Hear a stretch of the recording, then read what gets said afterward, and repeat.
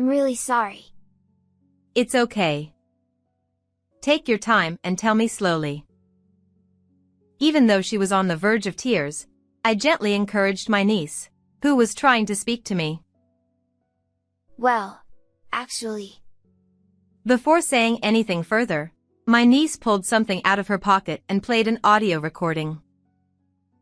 This is. I was shocked by the voice I heard and cursed my own foolishness. I had no idea the situation was so tragic and difficult. I wept at the overwhelming revelation and steeled myself for what I had to do next. My name is Kathy. I work at an IT company, where I am a hardworking career woman. Despite being a woman, I hold a position of responsibility and earn enough to live comfortably. Although I could live on my own, I live with my parents because my workplace is close to home, and I can also work remotely. I contribute financially to the household, and my parents prefer to live with me because they would be lonely otherwise. I have an older sister, who is 2 years my senior. She used to live happily with her kind husband and their daughter, Susan.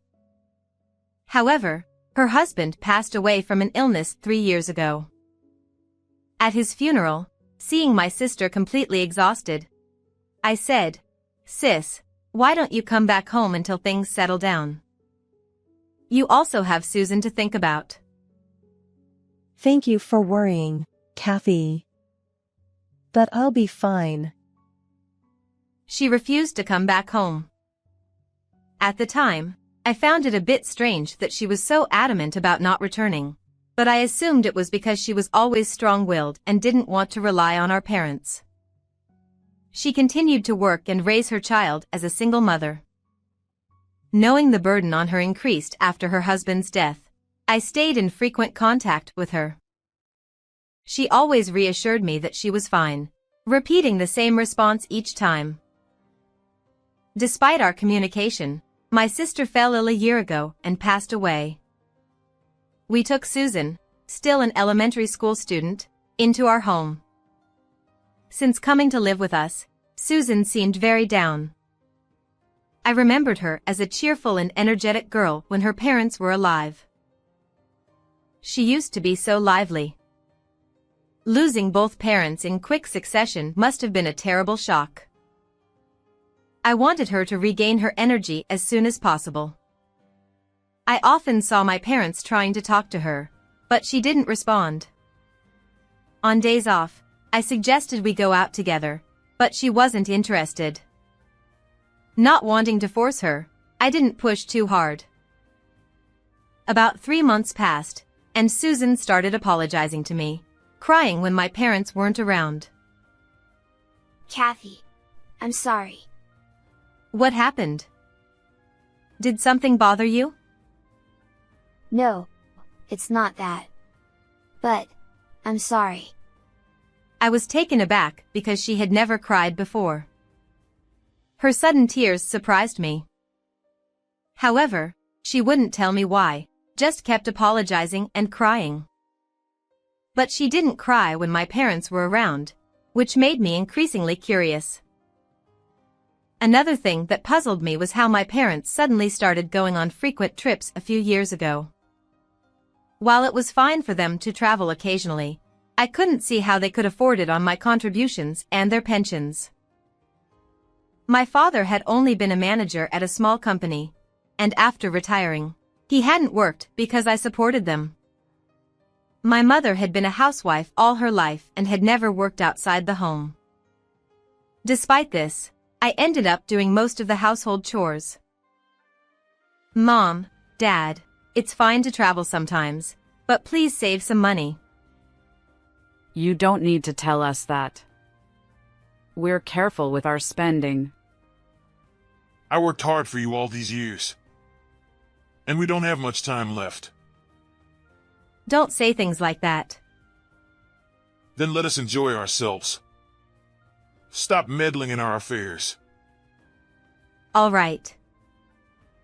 I tried to gently suggest they save money, but they brushed it off, saying they had little time left, which left me exasperated. Whenever they went on resort trips, Susan seemed like she wanted to tell me something but never did. I decided not to push her to speak until she was ready. A few months later, my father approached me, looking quite pleased. Oh, Kathy. Yes? What's up? Your mother and I are going on a week-long overseas trip soon. What? An overseas trip? How can you afford it? I just told you to save money.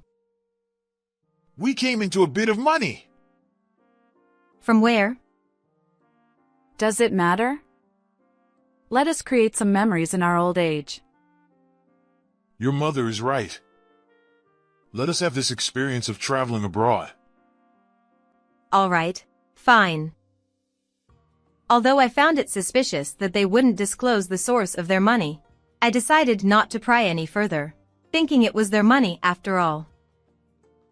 We'll be off now. Take care of things at home. Got it. Have a safe trip. On the day of their trip, my parents left cheerfully, promising to bring back souvenirs. After seeing them off, I turned to go back to the living room and found my niece standing there, looking like she was about to cry. Realizing this situation couldn't continue, I decided to ask her what was wrong. Susan, what's the matter? Your grandparents have left for their trip.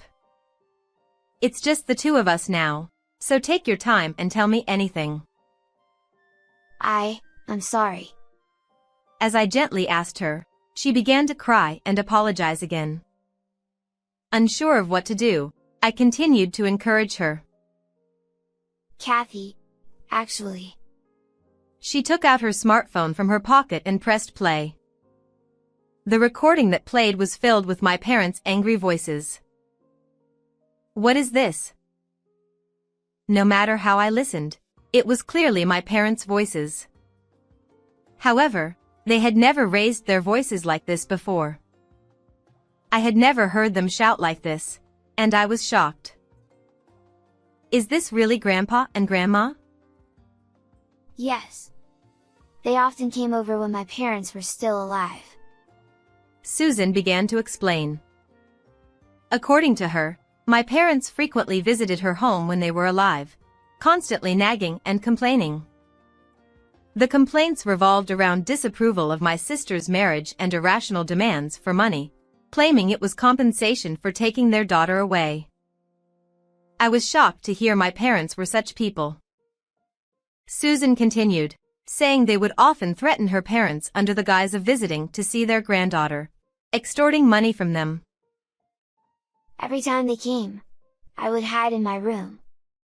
Your parents probably didn't want you to be frightened by their behavior. I think so too. But I was always terrified because they were constantly yelling at my parents. I see. That must have been tough. But how did you manage to record this?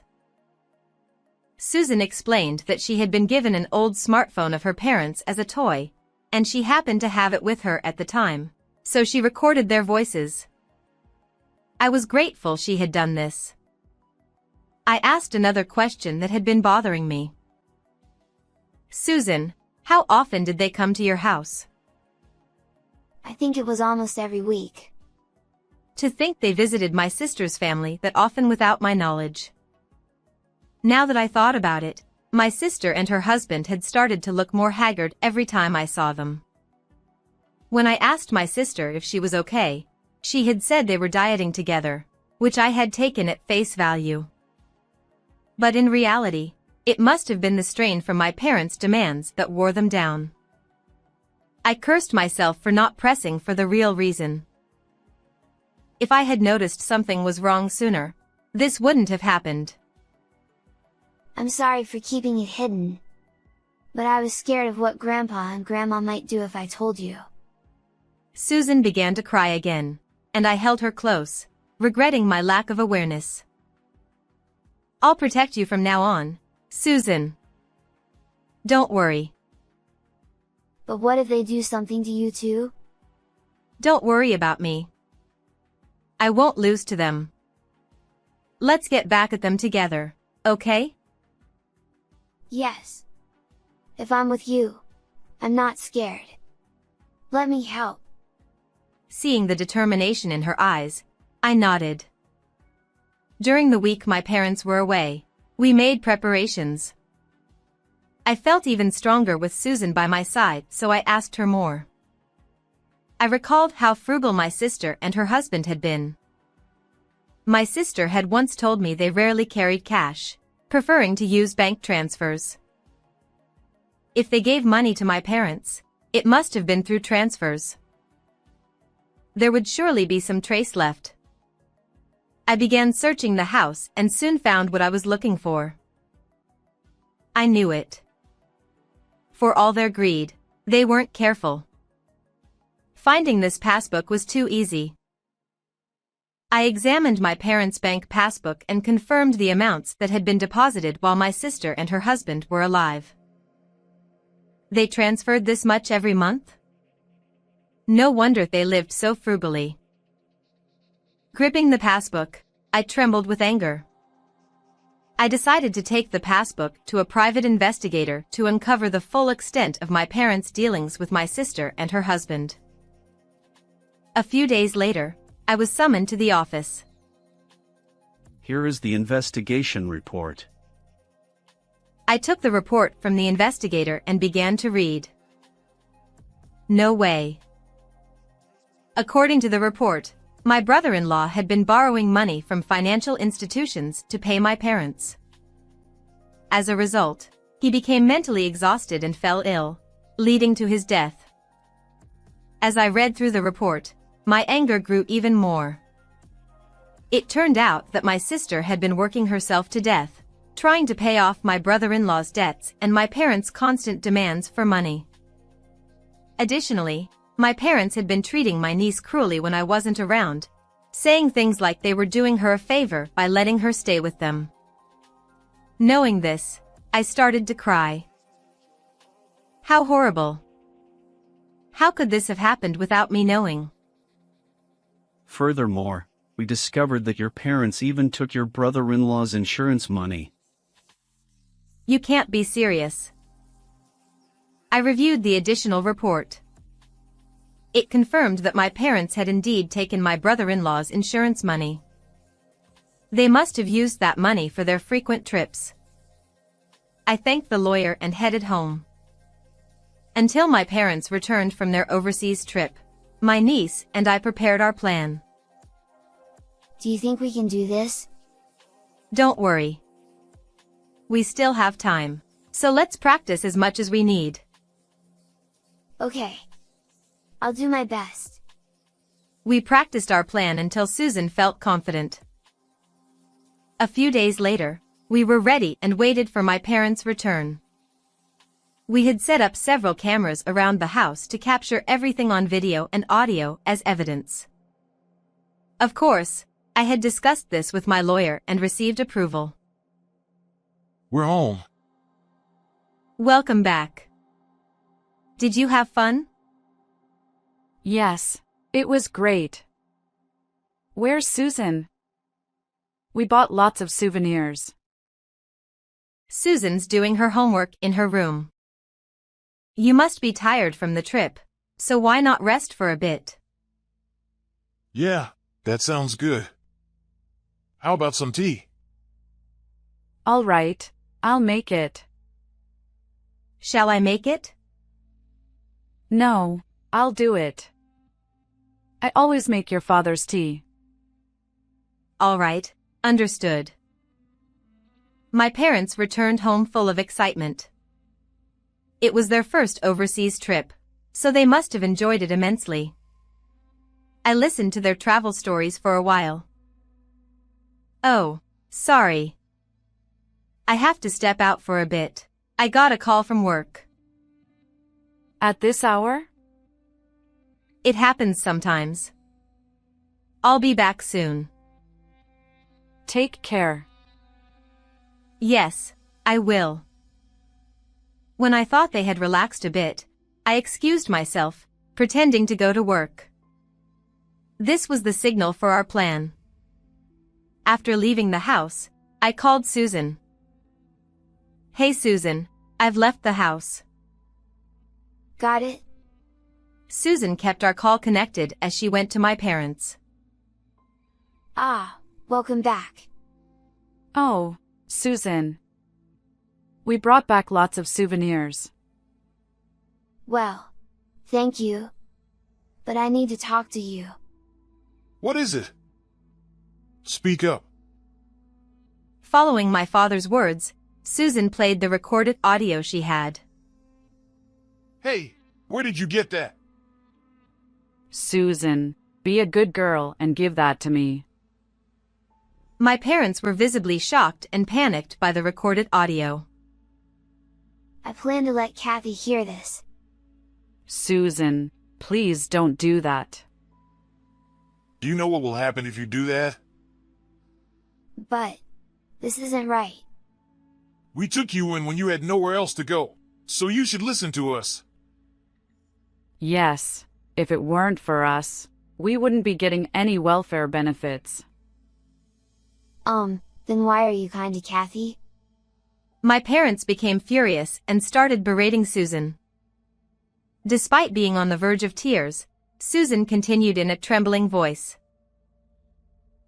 We're nice to her because she brings money into the house.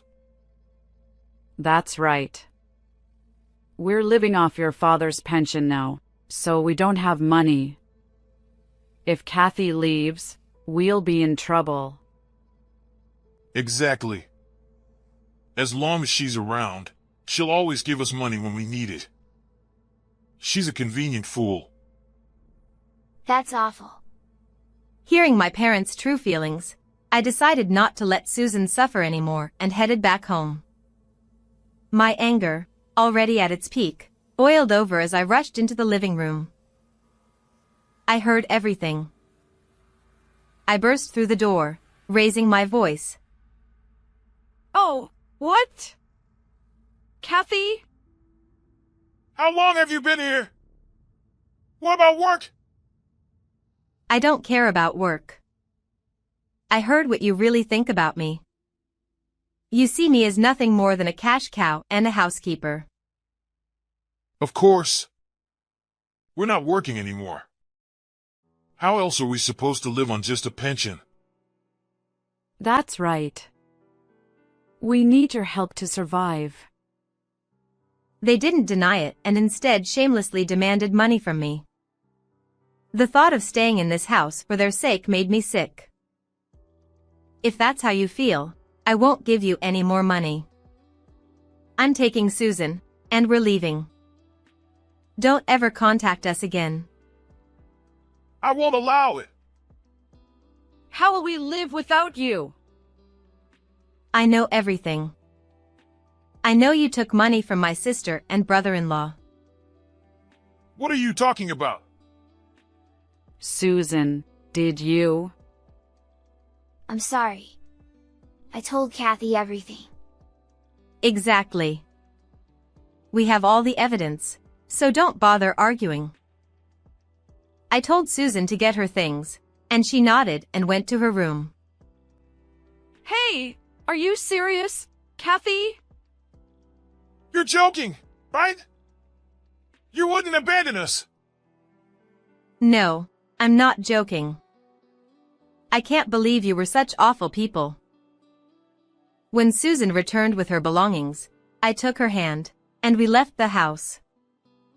We stayed at a hotel near my workplace, as I had arranged beforehand. However, we didn't stay at the hotel for long. Within a few days, I found a new place to live. A few days after Susan and I moved into our new home, I received a call from the police. Really? Is that true? The police told me my parents had been arrested for shoplifting. No way. I had only been gone a few days. There's no way the money I gave them could have run out so quickly. Besides, they were getting welfare benefits for taking care of Susan. With these thoughts, I reluctantly went to the police as their guarantor. My parents, looking repentant, apologized. I'm sorry. We just made a mistake.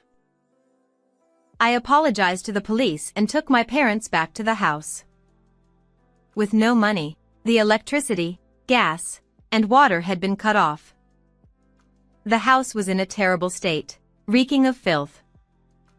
My mother had never been good at housekeeping, and it showed in just a few days. How did everything get cut off? Were you that broke? And what's with this mess? Of course we're broke. We were enjoying our retirement. I can't do housework anymore. I'm not as young as I used to be. You took Susan, so we stopped getting welfare. My pension isn't enough to live on. Exactly. If you had kept giving us money, we wouldn't have had to steal. My parents angrily blamed me for their situation. I could only sigh at their absurdity. This is your own fault. How many times did I tell you to save money? Yet you kept going on week-long trips every few months. Enough of that. Just give us the money. Pay for the utilities. We can't live here without them. And get a cleaning service. This place is uninhabitable. They kept demanding money and blamed everything on me. I was beyond anger. I was simply fed up. All right. You refuse to acknowledge your faults. In that case, I'm done. What? What are we supposed to acknowledge? I see. You won't admit your fault. Fine. This is the last time I'll speak to you. I'm cutting ties with you. Don't contact me again. I left the house. A month later, the house was vacant. The house, in my name, was sold, forcing my parents to leave. They had forgotten that detail. After some time had passed, I went to apologize to the neighbors for any trouble caused. They told me loan sharks had been lurking around, indicating my parents had turned to them for money. Rumor had it they were seen in a park, looking disheveled. Later, I legally separated from my parents and adopted Susan as my daughter. Now, we share a bond stronger than most parent-child relationships. Our life stabilized, and Susan regained her cheerful spirit, making me happy. I vowed to continue watching over her and make my late sister proud. How did you like this story? Please subscribe to my channel. See you in the next video.